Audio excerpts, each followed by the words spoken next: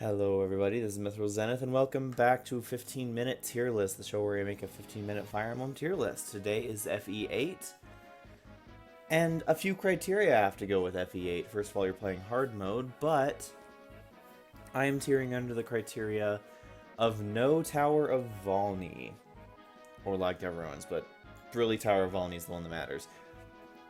Because if you use the Tower of Valni, any unit can become amazing because you just run the first floor over and over again. The boss at the first floor gives 100 experience no matter what level you are, unless you're like level 19 promoted or something. And you can just level up real quickly. Plus you start getting some items, potentially like spears and rune swords, which otherwise you shouldn't be able to have. Anyway, with that out of the way, let's get into tiering. Though I think what needs to happen...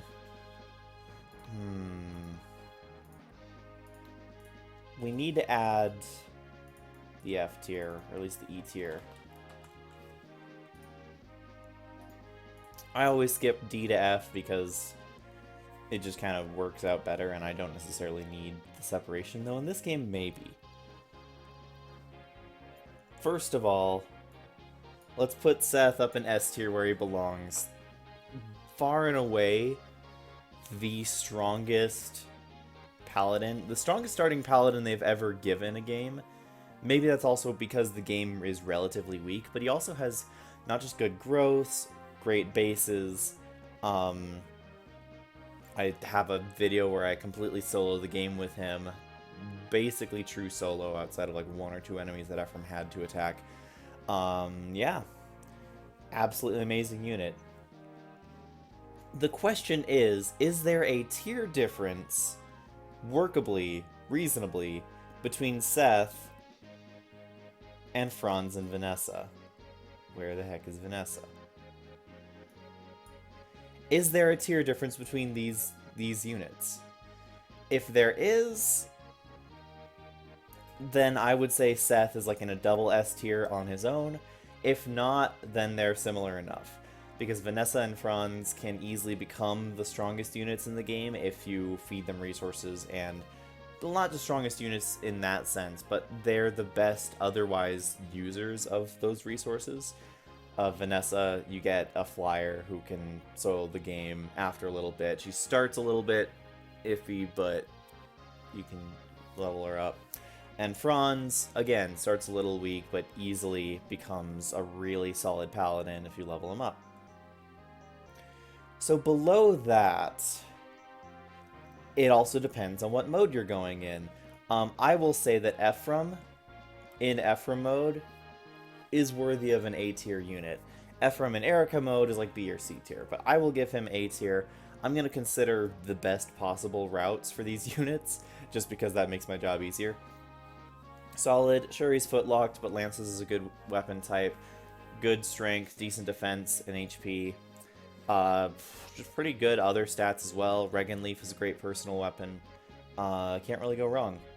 Where you can go wrong is Marisa, and I'm sorry to say Ewan.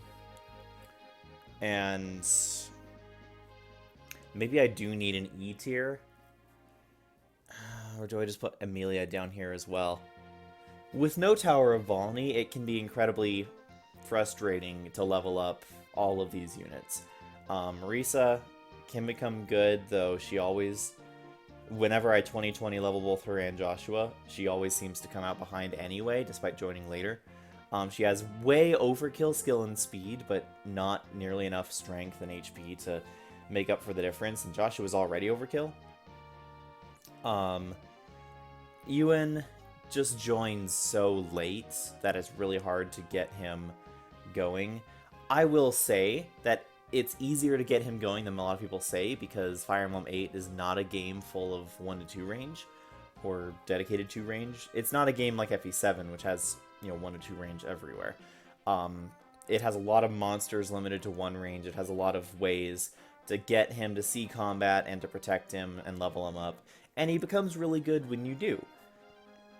He's one of only 2 characters that can become a summoner, and that's really useful in its own right. He just comes in so late, His bases are so low that my 0 bases hack let him keep his base stats, and it was still a bit of a struggle to level him up.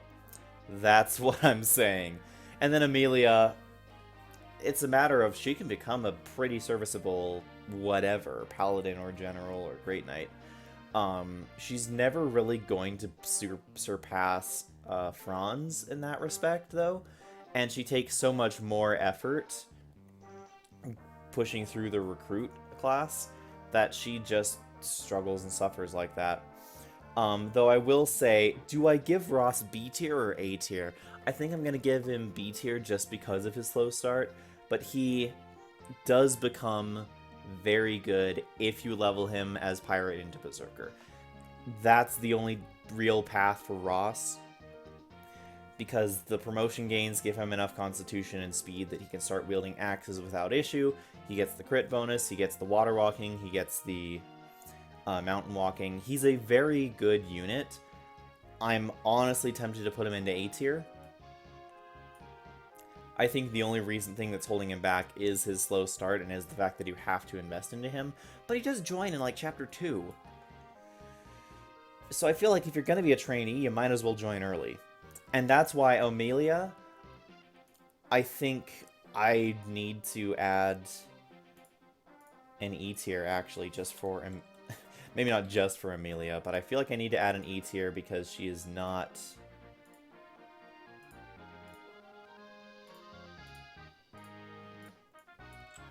because she is more usable than Ewan and Marissa. Even though I love Ewan, even though I think Ewan's a great unit.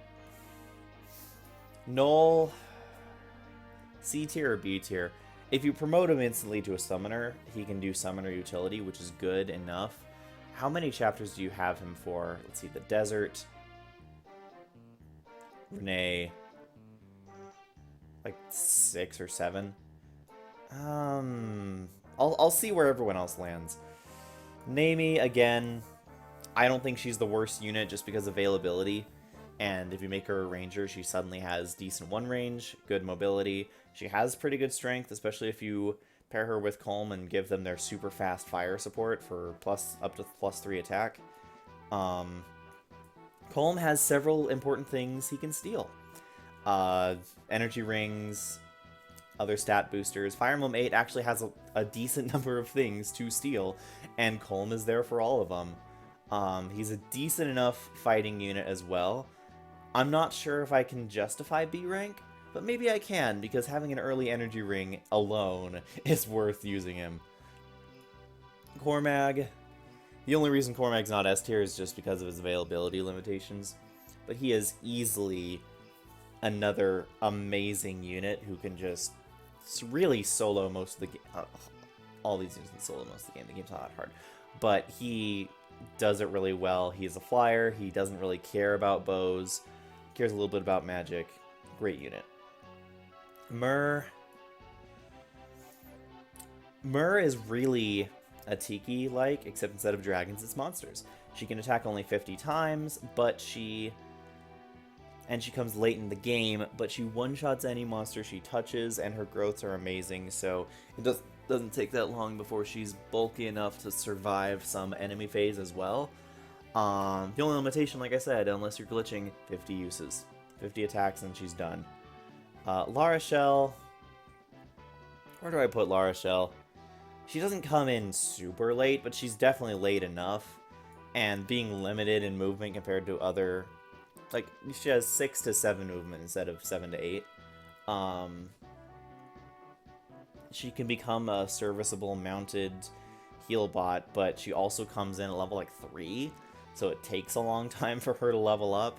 Once she does, she's a great Valkyrie or Mage Knight. You can't really go wrong. Getting her there can be tricky.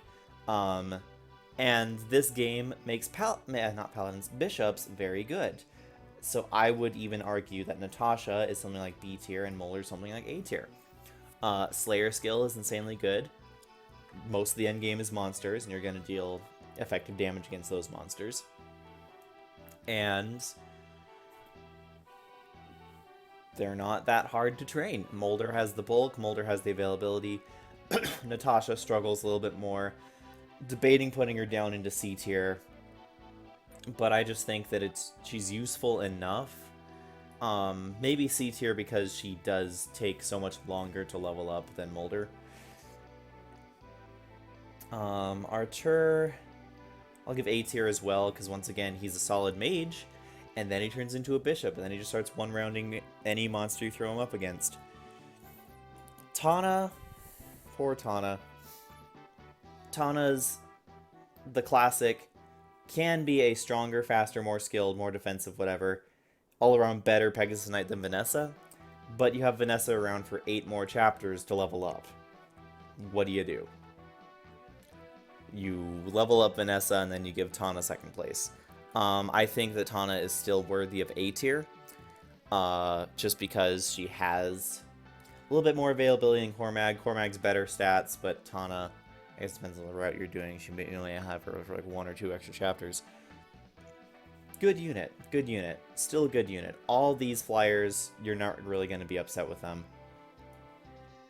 Cyrene, there's not enough of the game for her to really excel at, but she's not bad. She has like 4 or 5 chapters left by the time you get her. She's an underwhelming pre-promoted Falcon Knight, but she can do her job. She can do what you need her to do, and I think that that's worthy of C tier.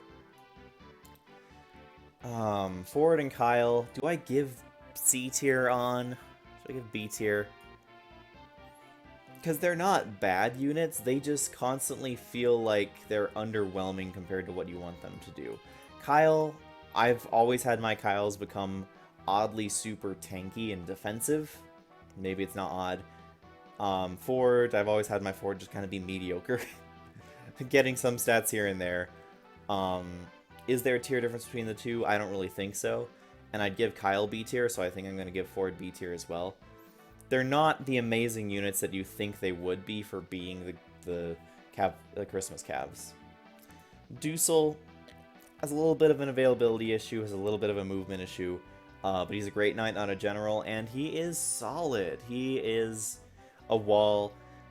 You're rushing to save him in his joining chapter, but he can't actually die. You're rushing to save the village more than you're saving him. And his knights, I guess. I think if you save all his knights, you get a Knight's Crest or something. Yeah. Real solid unit. Can use any weapon. Can just do anything you need him to. Erica, I think I'll give C tier, because under the best of circumstances, she's not bad. She's not an unusable lord like Roy. She does promote, you know, after chapter 16. But she's never great. She gets a mount, sure, but that only gives her, like, 6 or 7 movement. She's always locked to swords. She'll never get lances or anything. And then she doesn't even get like the crit bonus that Swordmasters get. Speaking of Swordmasters, Joshua's C tier as well, just because being limited to swords. Though I could consider B tier because, again, like I said, 1-2 range isn't nearly as much of a factor in this game as it is in something like FE7 or FE6. There's not nearly as many Javelin, Hand Axe, and Mage enemies in this game. So being 1 range locked is not as big of a deal in this game. I'll put him in B tier for that. Yeah, I said it. Being 1 range locked is not as big of a deal in Fire Emblem 8 because so many enemies are 1 range locked themselves. Garcia, I'll give him B tier. He definitely starts out better than Ross. But because he doesn't have the Pirate to Berserker promotion path, instead he has Fighter to Warrior or Hero, he just doesn't have as good late game potential because Berserker is just so good for the mountain walking and the island walking. I feel like a Magic player here. Ocean walking and mountain walking is so good that I think that pushes Ross above. And Ross also just has more growth potential. But Garcia's a solid unit too. Don't knock him. Orson, how do you tier? You can solo... I mean, you can... 5x. How do you tier for 5x? You don't need Orson to beat 5x. You can do it while leaving him in the back, totally unequipped. I've done it before. You can also just use him to push through 5x and ignore it. As such, Orson's tier depends on how annoying you find 5x to be. I guess there's no other way to put it but C tier, because he's here for one chapter that he doesn't need to be, but he definitely helps in, so I don't know. Sayla, I guess if you're going Erica route, he's definitely A tier. If you're going Ephraim route, he's probably B tier. He's basically a Pent. Good joining, good magic, good staff rank, has a decent enough number of chapters. Pretty close to Dusel. If you're playing Erica route, he joins similar time as Dusel would in Ephraim route. So, yeah, we'll see that. Lute.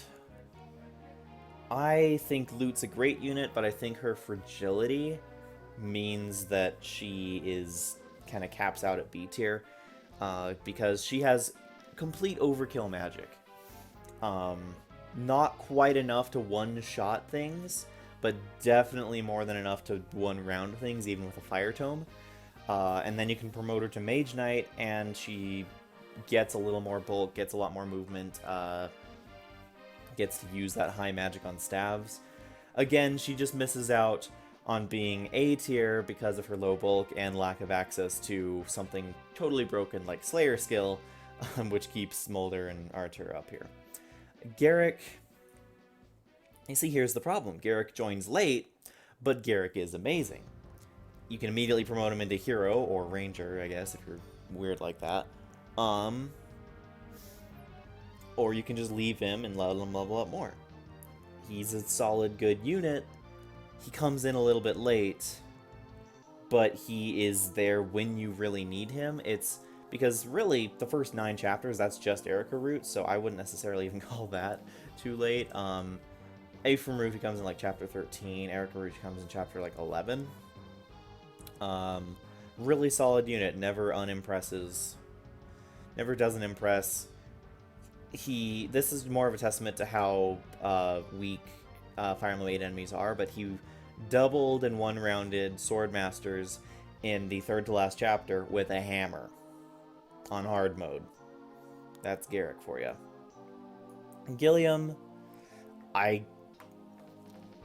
don't personally see any Armor Knight getting above like a C tier. You can become a Great Knight, and he's pretty solid there. He has good defense, great defense, good strength, decent skill.